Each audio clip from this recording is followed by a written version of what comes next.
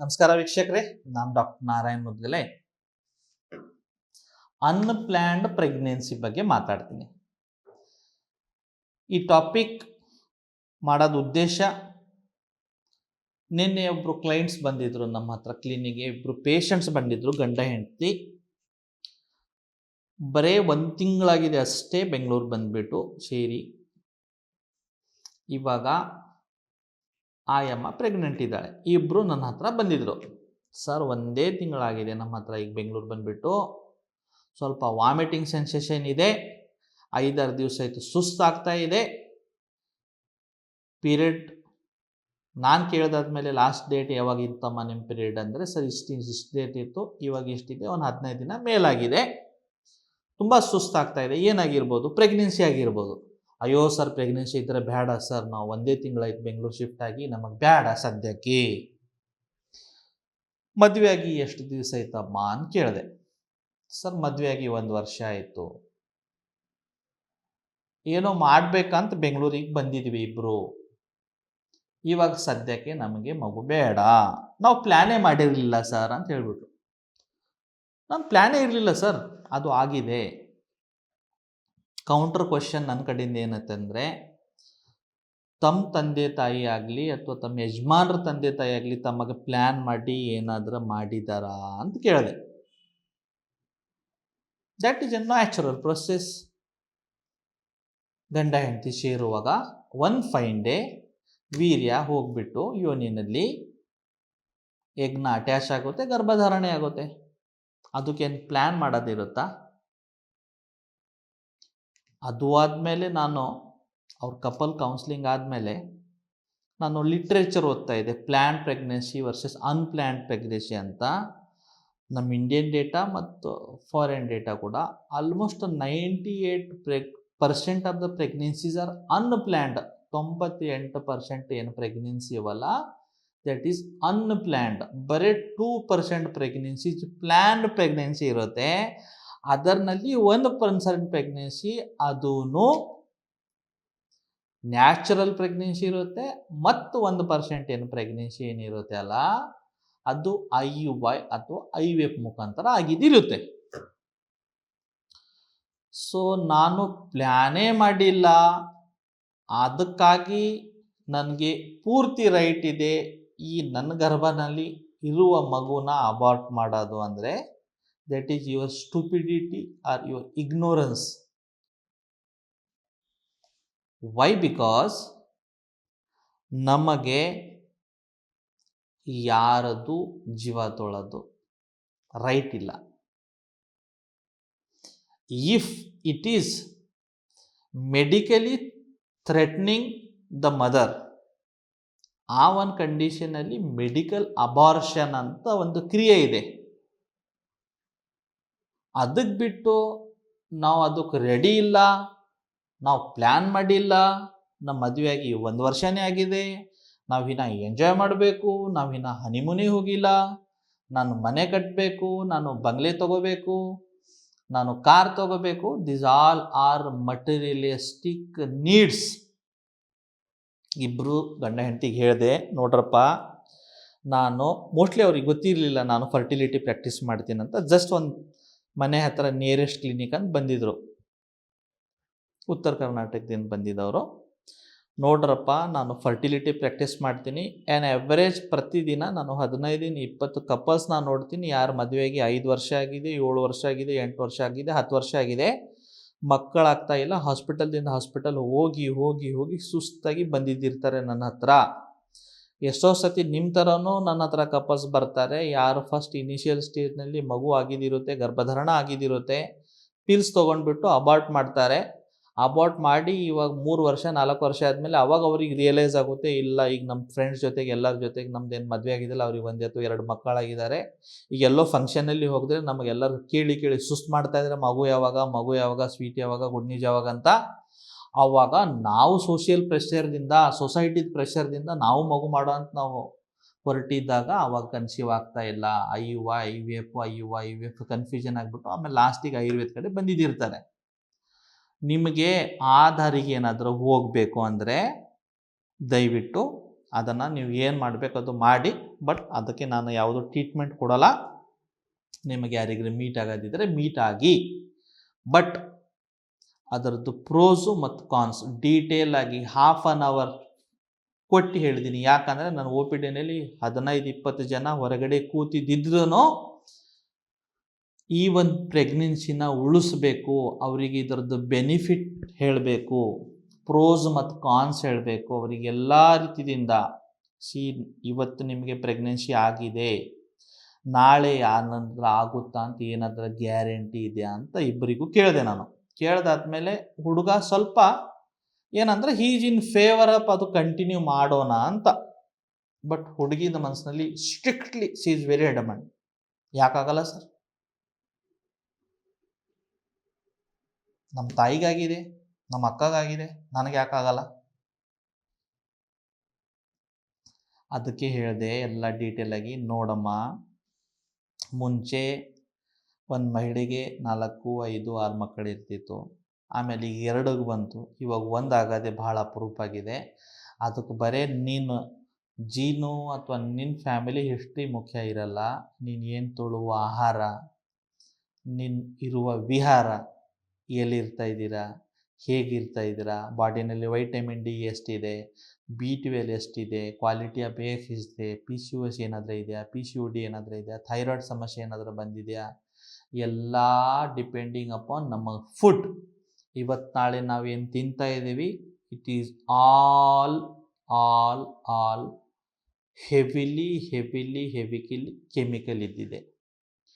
ಒಂದು ಮಾವಿನ ಹಣ್ಣು ನಾವು ತಿನ್ನಬೇಕಂದ್ರೆ ನಾವೊಂದು 2 ನಿಮಿಷನೋ 3 ನಿಮಿಷನೋ ನೀರಿನಲ್ಲಿ ಇಟ್ಬಿಟ್ಟು ನಮಗೆ ವಾಶ್ ಮಾಡಿದ್ರೆ ನಾವು ತಿಂದರೆ ನಮಗೆ ಅನಿಸುತ್ತಾ ಅದು ಮೇಲಿನ ಸ್ಪ್ರೇ ಹೊಡೆದಿದೆಲ್ಲ ಹೋಗಿರ್ಬೋದು ಅಂತ. ಬಟ್ ಅದು ಹೂವು ಬರಬೇಕು ಅಂದರೆ ಫರ್ಟಿಲೈಸರು, ಹೂವು ಬಂದಾದಮೇಲೆ ಬೀಳಬಾರ್ದಂತ ಗೊಬ್ಬರ.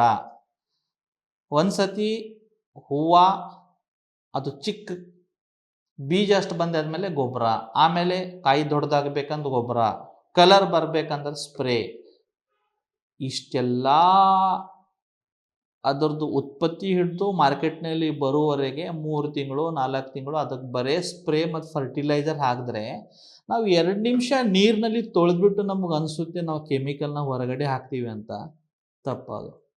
ಇವಾಗ ಜಸ್ಟ್ ಅದು ಕಾಯಿನೂ ಇದು ಮಾಡೋಕ್ಕೊಡಲ್ಲ, ಅದನ್ನು ಕಾರ್ಬೇಟ್ ಹಾಕಿಬಿಟ್ಟು ಅದು ನಾನು ಏನು ಮಾಡ್ತಾರೆ, ಬೇಗ ಬರಬೇಕು ಮಾರ್ಕೆಟ್ನಲ್ಲಿ, ಬೇಗ ಸೇಲ್ ಆಗಬೇಕಂತ ಇಷ್ಟೆಲ್ಲ ಕೆಮಿಕಲ್ ತಿಂತಾ ಇದ್ದೀವಿ. ತೊಗರೆ ಮೇಲೆ ಎಷ್ಟು ಫರ್ಟಿಲೈಸರ್ ನಡೀತಾ ಇದೆ, ಅದು ಮಾಡ್ತಾ ಇದ್ದಾರೆ. ಅದು ಸರಿನೋ ತಪ್ಪೋ ಅದು ಅವ್ರವ್ರು ಬಿಟ್ಟಿದ್ದ ವಿಷಯ.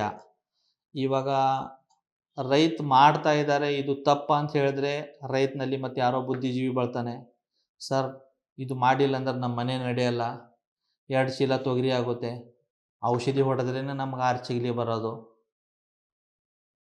ಈ ಕಡೆ ಬೆಂಗಳೂರಿನಲ್ಲಿ ಯಾವುದೊಂದು ಸಾಫ್ಟ್ವೇರ್ನಲ್ಲಿ ಕಂಪನಿಯಲ್ಲಿ ಕೂತಿದ್ದವನು ಕಾಮೆಂಟ್ ಹಾಕ್ತಾನೆ, ದಿಸ್ ಅಗ್ರಿಕಲ್ಚರ್ ಇವೆಲ್ಲ ನಾವು ಸಬ್ಸಿಡಿ ಕೊಡ್ತಾ ಇದ್ದೀವಿ, ಹಾಂಗೆ ಮಾಡ್ತಾ ಇದ್ದೀವಿ, ಇವ್ರಿಗೆ ಟ್ಯಾಕ್ಸ್ ಇಲ್ಲ, ಅದು ಇಲ್ಲ, ಇದು ಇಲ್ಲ, ಇವರೆಲ್ಲ ಬರೀ ಇಂಥವೇ ಹೊಡೆದ್ಬಿಟ್ಟು ನಮಗೆ ಫುಡ್ ಕೊಡ್ತಾ ಇದ್ದಾರೆ ಅಂತ ಇವ್ರು ಹೇಳ್ತಾರೆ.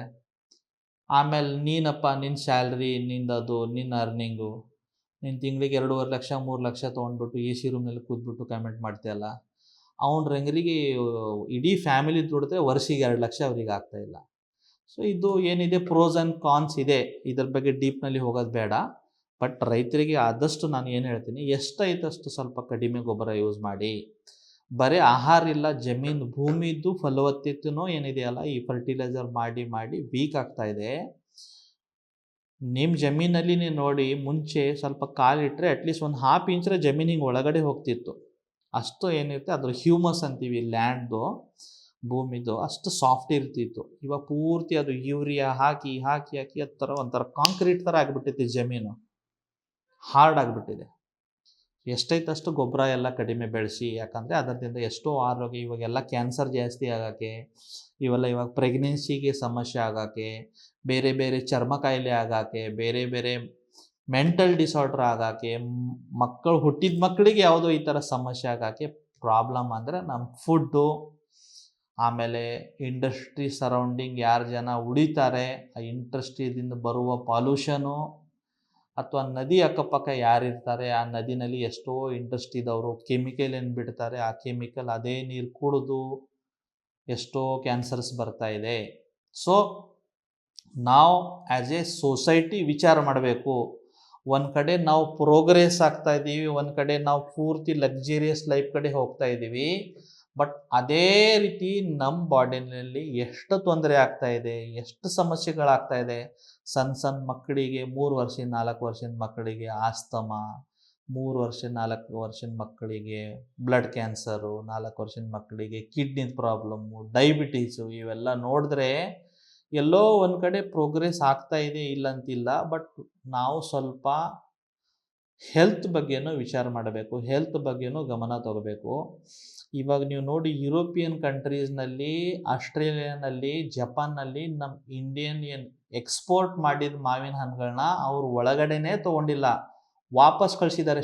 ಶಿಪ್ ವಾಪಸ್ ಕಳಿಸಿದ್ದಾರೆ. ಯಾಕಂದರೆ ಅವ್ರು ಸ್ಟಡಿ ಮಾಡಿದಾದ್ಮೇಲೆ ಅದರಲ್ಲಿ ಹೈ ಕೆಮಿಕಲ್ ತೋರಿಸಿದೆ. ಎಲ್ಲಿ ನಾವು ಕನ್ಸ್ಯೂಮ್ ಮಾಡಬಾರ್ದು ಅಂಥ ಕೆಮಿಕಲ್ ಬಂದಿದೆ ಅಂತ.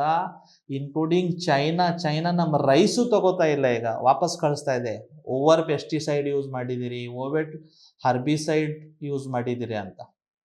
ಸೊ ಏನು ನಾವು ಅನ್ಪ್ಲ್ಯಾನ್ಡ್ ಪ್ರೆಗ್ನೆನ್ಸಿ ಬಗ್ಗೆ ಮಾತಾಡುವಾಗ ಸ್ವಲ್ಪ ಟಾಪಿಕ್ ಡೈವರ್ಟ್ ಆಗಿಬಿಟ್ಟು ಬೇರೆ ವಿಷಯದಲ್ಲಿ ಹೋಯಿತು. ನಾನು ಹೊಸ ದಂಪತಿಗಳಿಗೆ ಒಂದೇ ರಿಕ್ವೆಸ್ಟ್ ಅಪ್ಪ, ಒಂದು ಬೇಗ ಮದುವೆ ಮಾಡಿಕೊಡಿ. ಮದುವೆ ಆದ ತಕ್ಷಣ 1 ವರ್ಷ ಅಥವಾ 1.5 ವರ್ಷ ಒಳಗಡೆ ಒಂದು ಮಗು ಮಾಡಿ. ಯಾಕಂದರೆ ಎಲ್ಲ ಲೈಫ್ನಲ್ಲಿ ಮಾಡಬೇಕಂದ್ರೆ ಮಕ್ಕಳಿಗಾಗಿಯೇ ಮಾಡಬೇಕು. ಮಕ್ಕಳು ಇವಾಗ ಆಲ್ರೆಡಿ ಏನಾಗಿದೆ, ಫರ್ಟಿಲಿಟಿ ರೇಟ್ ತುಂಬಾ ಡ್ರಾಪ್ ಆಗ್ತಾ ಇದೆ. ಗೌರ್ಮೆಂಟ್ಗೆ ಇವಾಗ ಸ್ಕೀಮ್ ತೊಗೊಂಡು ಬರಬೇಕಾಗ್ತಾ ಇದೆ. ಇವಾಗ ಮೊನ್ನೆ ಚಂದ್ರಬಾಬು ನಾಯ್ಡು ಅವರು ಆಂಧ್ರ ಪ್ರದೇಶನಲ್ಲಿ ಸ್ಕೀಮ್ ತೊಗೊಂಡು ಬಂದರು. ನೀವು 3ನೇ ಮಗುಗಾಗಿ ಪ್ಲ್ಯಾನ್ ಮಾಡಿ ನಾವು ಗೌರ್ಮೆಂಟ್ ಕಡೆಯಿಂದ ನಿಮಗೆ 35,000 45,000 ನಿಮಗೆ 1 ವರ್ಷವರೆಗೆ ಏನಾಗುತ್ತೆ ಫ್ರೀ ಕಿಟ್ ಕೊಡ್ತೀವಿ.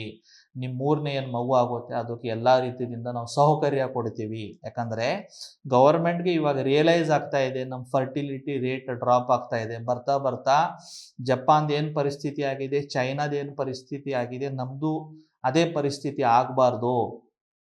ನಮ್ಮ ಭಾರತನು ಮುದುಕರದು ದೇಶ ಅಂತ ಕರಿಬಾರ್ದು. ಇವಾಗ ನಾವೆಲ್ಲ ಹೆಂಗಿದ್ದೀವಿ, ಬರುವ 35 ವರ್ಷ 40 ವರ್ಷ ಆದಮೇಲೆ ಆವರೆಗೆ ನಾವು ಮುದುಕಾಗುವವರೆಗೆ ಯಂಗ್ ಜನ್ರೇಷನ್ ನಾವು ಕೊಡಬೇಕು. ಇಲ್ಲ, ಈಗ ಸದ್ಯಕ್ಕೆ ಕಡಿಮೆ ಆಗ್ತಾ ಇದೆ. ಸೊ ನೀವು ಪ್ಲ್ಯಾನ್ ಮಾಡಿದಿರಲಿ, ಅನ್ಪ್ಲ್ಯಾನ್ ಮಾಡಿದಿರಲಿ, ಪ್ರೆಗ್ನೆನ್ಸಿ ಆಗಿದೆಯಾ, ಗರ್ಭ ನಿಂತಿದೆ ಅಂದರೆ ದಯವಿಟ್ಟು ಅದನ್ನು ತೆಗೆಸಬೇಡಿ.